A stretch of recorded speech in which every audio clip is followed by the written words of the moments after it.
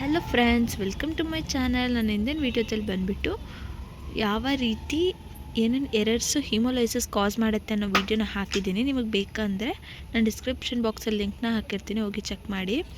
ಇವತ್ತಿನ ಟಾಪಿಕ್ ಬಂದುಬಿಟ್ಟು vacuum tubes containing ಆ್ಯಡಿಟಿವ್ಸು ಮತ್ತು ವಿತೌಟ್ ಆ್ಯಡಿಟಿವ್ಸು ಯಾವ ಥರ ಅದು ಡಿಫ್ರೆನ್ಸ್ ಇರುತ್ತೆ ಅಂತ ತಿಳ್ಕೊಳ್ಳೋಣ. ಮತ್ತು ಆ ಥರ ಇದ್ದಾಗ ಏನೇನು ಸ್ಟೆಪ್ಸ್ನ ಫಾಲೋ ಮಾಡಬೇಕು. ಮತ್ತು ಇನ್ನೂ ಒಂದು ಟಾಪಿಕ್ ಇದೆ, ಏನದು ಲೈಪೆಮಿಕ್ ಸಿರಮ್ ಅಥವಾ ಟರ್ಬಿಡಿಟಿ, ಅದು ಯಾಕೆ ಆ ಥರ ಇರುತ್ತೆ, ಅದರಿಂದ ಅದು ಯಾಕೆ ಲೈಪೆಮಿಕ್ ಅಂತ ನಾವು ಹೇಳ್ತೀವಿ, ಲೈಪೆಮಿಕ್ ಸಿರಮ್ ಅಂತ. ಅದಕ್ಕೋಸ್ಕರ ನನ್ನ ವೀಡಿಯೋನ ಫುಲ್ಲು ನೋಡಿ, ಎಲ್ಲೂ ಸ್ಕಿಪ್ ಮಾಡೋಕ್ಕೆ ಹೋಗಬೇಡಿ. ತುಂಬ ಇಂಪಾರ್ಟೆಂಟ್ ಪಾಯಿಂಟ್ಸು ನೀವು ಮಿಸ್ ಆಗ್ತೀರಾ. ಮತ್ತು ಅದ್ರ ಜೊತೆ ನಾನು QNS ಅಂದರೆ ಏನು ಅಂತ ತಿಳಿಸ್ಕೊಡ್ತೀನಿ. ಅದಕ್ಕಿಂತ ಮುಂಚೆ ಯಾರು ನನ್ನ ಚಾನಲ್ನ ಸಬ್ಸ್ಕ್ರೈಬ್ ಮಾಡಿದೆ ನೋಡ್ತಿದ್ದೀರೋ, ಪ್ಲೀಸ್ ಕೆಳಗಡೆ ಕಾಣುವ ರೆಡ್ ಕಲರ್ ಸಬ್ಸ್ಕ್ರೈಬ್ ಬಟನ್ನ ಕ್ಲಿಕ್ ಮಾಡಿಕೊಂಡು ಬನ್ನಿ ನೋಡೋಣ. ಫಸ್ಟ್ ಈಗ ವ್ಯಾಕ್ಯೂಮ್ ಟ್ಯೂಬ್ಸ್ ಕಂಟೈನಿಂಗ್ ಆ್ಯಡಿಟಿವ್ಸ್ ಅಂದರೆ ಏನು? ಪ್ರಿಸರ್ವೇಟಿವ್ಸ್ ಅಂತಲೇ ಹೇಳ್ಬೋದು. ಈಗ ಪ್ರಿಸರ್ವೇಟಿವ್ಸಲ್ಲಿ ನಿಮ್ಗೆ ಗೊತ್ತಿರೋ ಹಾಗೆ ನಾನು ಒಂದು ಎಕ್ಸಾಂಪಲ್ ಕೊಡ್ತೀನಿ. EDTA ಏನು ಕೂಡ ಒಂದು ಪ್ರಿಸರ್ವೇಟಿವ್. ಸೊ ಆ ಥರ ಆ್ಯಡ್ ಮಾಡಿರುವಂಥ ಟ್ಯೂಬ್ಸ್ಗೆ ನಾವು ಯಾವ ರೀತಿ ನಾವು ಬ್ಲಡ್ ಸ್ಯಾಂಪಲ್ನ ಹಾಕಬೇಕು, ಅದರಲ್ಲಿ ಸೀರಮ್ ಬರಬೇಕಂದ್ರೆ ಏನು ಮಾಡಬೇಕು, ಏನೇನು ಪಾಯಿಂಟ್ಸ್ ನೋಡೋಣ. ಎಕ್ಸಾಂಪಲು ಆ್ಯಂಟಿಕೋವ್ಯಾಗ್ಯುಲೆಂಟ್ಸ್ ಅಥವಾ ಪ್ರಿಸರ್ವೇಟಿವ್ಸ್ ಅಂತಲೇ ಹೇಳ್ತೀವಿ, ಅಥವಾ ಅದು ಕ್ಲಾಟ್ ಆ್ಯಕ್ಟಿವೇಟರ್ಸ್ ಆಗಿರ್ಬೋದು, ಇಲ್ಲ ಜೆಲ್ ಬ್ಯಾರಿಯರ್ಸ್ ಅಂತ ಇರ್ತವೆ ಟ್ಯೂಬ್ಸು. ಅದನ್ನು when using a vacuum tubes containing an additive, ಅದನ್ನು ಯೂಸ್ ಮಾಡಬೇಕಾದ್ರೆ ಫಾಲೋವಿಂಗ್ ಸ್ಟೆಪ್ಸ್ನ ಫಾಲೋ ಮಾಡಬೇಕು. So tap the gently at the point just below the top to release any additive adhering to the top of the tube. ಇವಾಗ ಟ್ಯೂಬ್ದು top ಕ್ಯಾಪಲ್ಲಿ ಏನಾದರೂ additive ಹೋಗಿ stuck ಆಗಿದೆಯಾ, ಅದು ಆ ಥರ ಆಗಿದ್ದರೆ ಅದು ಕೆಳಗೆ ಹೋಗಲಿ ಅಂತ ಮೇಲ್ಗಡೆ ಕ್ಯಾಪಲ್ಲಿ 2 ಸತಿ ಟ್ಯಾಪ್ ಮಾಡಬೇಕು. Permit the tube to fill completely to ensure the proper ratio of blood to additive. ನಮಗೆ EDTA ಬಂದುಬಿಟ್ಟು 2 to 3 ml ಹಾಕಲೇಬೇಕು ಕಂಪಲ್ಸರಿ. ಬಟ್ ಇದು ಕ್ಲಾಟ್ ಆ್ಯಕ್ಟಿವೇಟರ್ಸ್ಗೆ 5 ml ಕಂಪಲ್ಸರಿ ಇದ್ದೇ ಇರಬೇಕು. ಸೊ ಅದಕ್ಕೆ ಎಷ್ಟು ಅವರು ಮಾರ್ಕ್ ಮಾಡಿರ್ತಾರೆ, ಎಷ್ಟು ml ಅಂತ ಸ್ಪೆಸಿಫೈ ಮಾಡಿರ್ತಾರೋ ಅಷ್ಟು ml ನಾವು ಕಂಪ್ಲೀಟಾಗಿ ಫಿಲ್ ಮಾಡಬೇಕು ಟ್ಯೂಬ್ಗೆ. There will be some dead space at the top of the tube. ಅದು ಮೇಲ್ಗಡೆ ಟಾಪ್ ಆಫ್ ದಿ ಟ್ಯೂಬಲ್ಲಿ ಸ್ವಲ್ಪ ಸ್ಪೇಸ್ ಬಿಟ್ಟು ಕವರ್ ಮಾಡಿರಬೇಕು. ಬ್ಲಡ್ನ ನಾವು ಫ್ಲೋ ಮಾಡಬೇಕಾದ್ರೆ ನೋಡಿಕೊಂಡು ಕವರ್ ಮಾಡ್ಕೋಬೇಕು.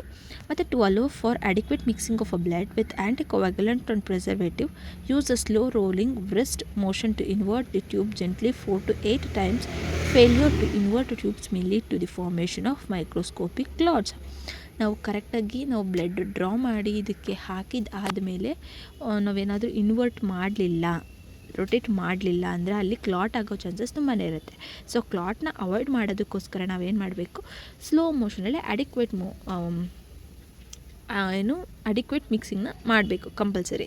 ಮತ್ತು ರ್ಯಾಪಿಡ್ ಬ್ರೆಸ್ಟ್ ಮೋಷನ್ ಜಾಸ್ತಿ ಅದೇ ವಿಗರಸಾಗಿ ಏನಾದರೂ ಮಾಡಿದ್ವಿ ಅಂದರೆ ಅದು ಬಂದು ಹಿಮೋಲೈಸಿಸ್ ಆಗುತ್ತೆ. ನೆನೆ ಹಾಕಿದ್ದೆ ಟಾಪಿಕ್ಕು ನಿಮಗೆ ಅರ್ಥ ಆಗಿರುತ್ತೆ. ಅರ್ಥ ಆಗಿಲ್ಲ ಅಂದರೆ ನಾನು iCardಲ್ಲಿ ಅದನ್ನು ಹಾಕಿರ್ತೀನಿ, ಹೋಗಿ ವಿಡಿಯೋನ ನೋಡಿ. ನೆಕ್ಸ್ಟ್ ಏನಪ್ಪ ಅಂದರೆ check to see that all the preservative or anticoagulant is dissolved. ಇವಾಗ ಬ್ಲಡ್ ಹಾಕಿದ್ಮೇಲೆ ಡಿಸಾಲ್ವ್ ಆಗಿದೆಯಾ ಅಂತ ಒಂದು ಸತಿ ಚೆಕ್ ಮಾಡಬೇಕು. If any preservative powder is visible, ಅಲ್ಲಿ ಪೌಡರ್ ಕಾಣ್ತಿದೆ ಅಂದರೆ ನಿಮಗೆ ಅದನ್ನು ನಾವು continue inverting this tube slowly until the powder is dissolve. ಅದು ಡಿಸಾಲ್ವ್ ಆಗೋವರೆಗೂ ಸ್ಲೋವಾಗಿ ರೊಟೇಟ್ ಮಾಡಬೇಕು. In multiple samples are being drawn. ಎಷ್ಟು ಮಲ್ಟಿಪಲ್ ಸ್ಯಾಂಪಲ್ಸ್ನ ಡ್ರಾ ಮಾಡ್ತಾ ಇರ್ತೀರಾ. Invert each specimen as soon as it is drawn.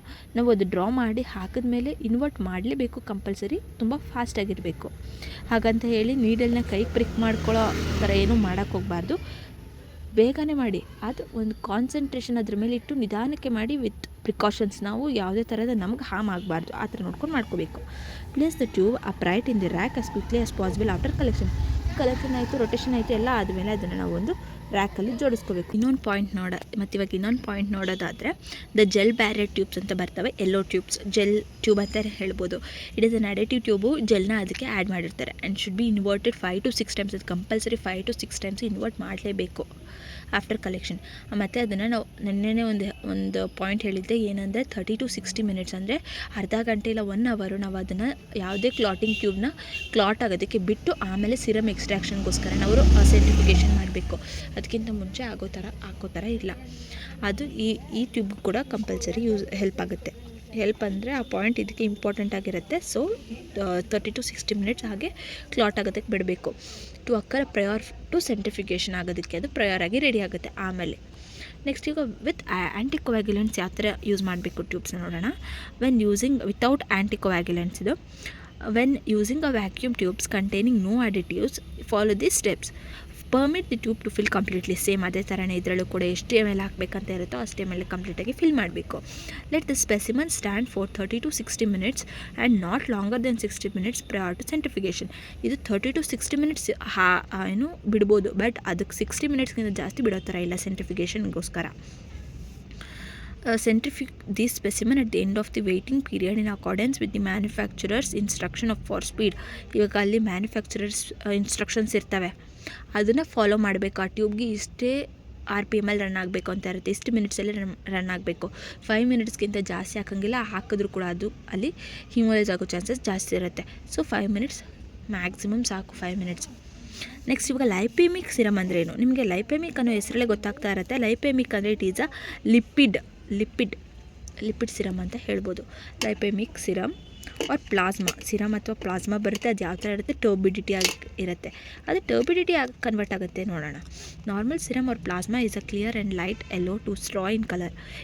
ಇದು ಬಂದುಬಿಟ್ಟು ನಾರ್ಮಲ್ ಪ್ಲಾಸ್ಮಾ ಯಾವ ಥರ ಇರುತ್ತೆ, ನಾನು ನೆನ್ನೆ ವಿಡಿಯೋದಲ್ಲೇ ಹೇಳಿದ್ದೆ. ಅದು ಬಂದು ನಾರ್ಮಲ್ ಕ್ಲಿಯರ್ ಆಗಿರುತ್ತೆ, ಲೈಟ್ ಎಲ್ಲೋ ಇರುತ್ತೆ, ಮತ್ತು ಸ್ಟ್ರಾ ಕಲರ್ ಇರುತ್ತೆ, ಅಥವಾ ಆ್ಯಂಬರ್ಡ್ ಕಲರ್ಡ್ ಅಂತಲೇ ಹೇಳ್ಬೋದು. Turbid serum or plasma appears cloudy or milky. Cloudy ಆಗಿರುತ್ತೆ ಅಥವಾ ಮಿಲ್ಕಿ ಆಗಿದ್ದರೆ ಅದನ್ನು ನಾವು ಲೈಪೆಮಿಕ್ ಸಿರಮ್ ಅಂತಲೇ ಹೇಳ್ತೀವಿ. ಮತ್ತು serum or plasma may be cloudy due to bacterial contamination. ಅದೆರಡು ಸಿರಮ್ ಅಥವಾ ಪ್ಲಾಸ್ಮಾ ಬಂದುಬಿಟ್ಟು ಕ್ಲೌಡಿ ಇರುತ್ತೆ. ಯಾಕೆ? ಬ್ಯಾಕ್ಟೀರಿಯಲ್ ಕಂಟಾಮಿನೇಷನ್ ಆಗಿರ್ಬೋದು ಒಂದು ಪಾಯಿಂಟು, ಅಥವಾ ಕ್ರೋನಿಕ್ ಆಗಿರ್ಬೋದು ಇನ್ನೊಂದು ಪಾಯಿಂಟು. ಥರ್ಡ್ ಪಾಯಿಂಟ್ ಬಂದು ಟ್ರಾನ್ಸಿಯೆಂಟ್ ಹೈ ಲಿಪಿಡ್ ಲೆವೆಲ್ಸ್. ಅವ್ರ ಬಾಡಿಲಿ ಲಿಪಿಡ್ ಲೆವೆಲ್ಸು ವೇರಿಯೇಷನ್ಸ್ ಆಗಿರುತ್ತೆ ಇನ್ ದಿ ಪೇಷಂಟ್ಸ್ ಬ್ಲಡ್. ಅದರಿಂದ ಅವ್ರದ್ದು ಬ್ಲಡ್ ಬಂದು ಕ್ಲೌಡಿ ಇರುತ್ತೆ. Next the primary dietary sources of lipids fatty substances like. ಇದು primary dietary sources of lipids ಯಾವುದಾಗಿರುತ್ತೆ ಅಂದರೆ ಮೀಟ್ ಇರ್ಬೋದು, ಬಟರ್, ಕ್ರೀಮ್ ಆ್ಯಂಡ್ ಚೀಸ್. ಇದಿಷ್ಟು ಬಂದುಬಿಟ್ಟು primary dietary source of lipids ಇರುತ್ತೆ, ಅದನ್ನು ಅವಾಯ್ಡ್ ಮಾಡಬೇಕು ಅವರು. Patients who consume these foods within 24 hours period immediately preceding collection of a blood specimen may have a temporarily elevated lipid levels which may be manifested by cloudy or lipemic serum. ಇವಾಗ patient 24 ಗಂಟೆ ಒಳಗಡೆ ತಿಂದು ಇಮಿಡಿಯೇಟಾಗಿ ಬಂದು ಬ್ಲಡ್ನ collection ಮಾಡೋದಕ್ಕೆ ಬ್ಲಡ್ನ ಏನು ಮಾಡಿರ್ತಾರೆ, ಫ್ಲೆಬೋಟಮಿ ಮಾಡಿಸಿರ್ತಾರೆ. ಫ್ಲೆಬೋಟಮಿ ಮಾಡಿಸಿರ್ಬೇಕಾದ್ರೆ ಅದರಲ್ಲಿರುವಂಥ blood collection ಬಂದು ಟೆಂಪರರಿಲಿ ಎಲಿವೇಟೆಡ್ ಲೆವೆಲ್ಸ್ ಇರ್ತವೆ, ಲಿಪಿಡ್ ಲೆವೆಲ್ಸು. ಅದು ಯಾಕೆ ಆ ಥರ ಇರುತ್ತೆ? ಮ್ಯಾನಿಫೆಸ್ಟೆಡ್ ಬೈ ಅದು ಕ್ಲೌಡಿ ಇರುತ್ತೆ, ಆಯಿತಾ.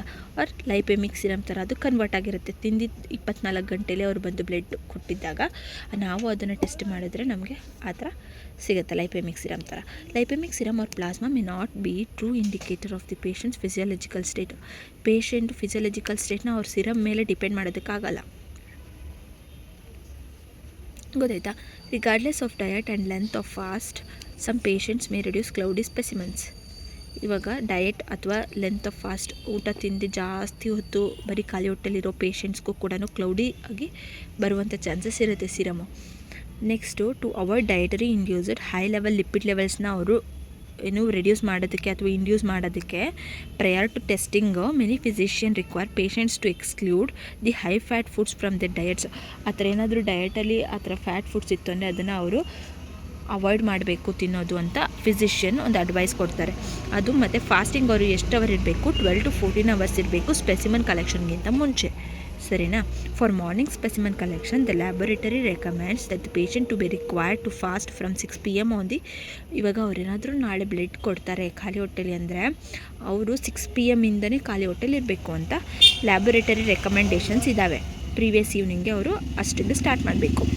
ಈಗ ಇನ್ನೊಂದು ಮೇನ್ ಪಾಯಿಂಟ್ ಬರುತ್ತೆ. Every lab technician should know QNS ಅಂದರೆ ಏನು. QNS ಅಂದರೆ ಕೆಲವು lab technicians what is QNS ಆ ಥರ ಥಿಂಕ್ ಮಾಡ್ತಾರೆ.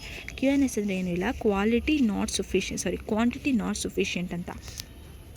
ಇವಾಗ ನೀವು ಡ್ರಾ ಮಾಡಿರ್ತೀರಾ, ಬಟ್ ಅದು ಕ್ವಾಂಟಿಟಿ ಸಫಿಷಿಯೆಂಟ್ ಇರೋಲ್ಲ, ಆಗೇನು ಹೇಳ್ತೀರಾ? QNS ಅಂತ ಹೇಳ್ತೀವಿ. ಆ QNS ಅಂತ ಗೊತ್ತಾಗಬೇಕು ನಿಮಗೆ, ಕ್ವಾಂಟಿಟಿ ನಾಟ್ ಸಫಿಷಿಯೆಂಟ್ ಅಂತ. ಇದು ಬಂದು ಮೋಸ್ಟ್ ಕಾಮನ್ ಪ್ರಾಬ್ಲಮ್ಸ್ ಆಗಿರುತ್ತೆ in specimen collection is the submission of an insufficient volume of the specimen for ಟೆಸ್ಟಿಂಗ್ಗೆ ಅದು ಎಲಿಜಿಬಲ್ ಇರಲ್ಲ. The laboratory sends out the report marked as QNS. ಇವಾಗ ಒಂದು ಸ್ಯಾಂಪಲ್ನ ಕಲೆಕ್ಟ್ ಮಾಡಿರ್ತೀರ, ಅವ್ರ ರಿಪೋರ್ಟ್ ನಾಳೆ ಬೇಕು ಅಂತ ಹೇಳಿರ್ತಾರೆ, ಬಟ್ ಅಲ್ಲಿ ನಿಮಗೆ ಇನ್ಸಫಿಷಿಯೆಂಟ್ ಆಗಿರುತ್ತೆ. ಆಗೇನು ಮಾಡ್ತೀರಾ, QNS ಅಂತ ರಿಪೋರ್ಟಲ್ಲಿ ಮಾರ್ಕ್ ಮಾಡಿ ಸೆಂಡ್ ಮಾಡ್ತೀವಿ ಆ ರಿಪೋರ್ಟ್ನ. And the patient has to be called in convenient. ಅವ್ರಿಗೆ ಕನ್ವಿನ್ಸ್ ಮಾಡಿ ಅವ್ರ ಪೇಷಂಟ್ನ ಕರೆದು ಫಿಸಿಷಿಯನ್ ಜೊತೆ ಅಡಿಕ್ವೆಂಟ್ ಸ್ಪೆಸಿಮನ್ ವಾಲ್ಯೂಮ್ನ ಕಲೆಕ್ಟ್ ಮಾಡಬೇಕು. Always draw whole blood in an amount of 2.5 times the required volume of the serum required for a particular test.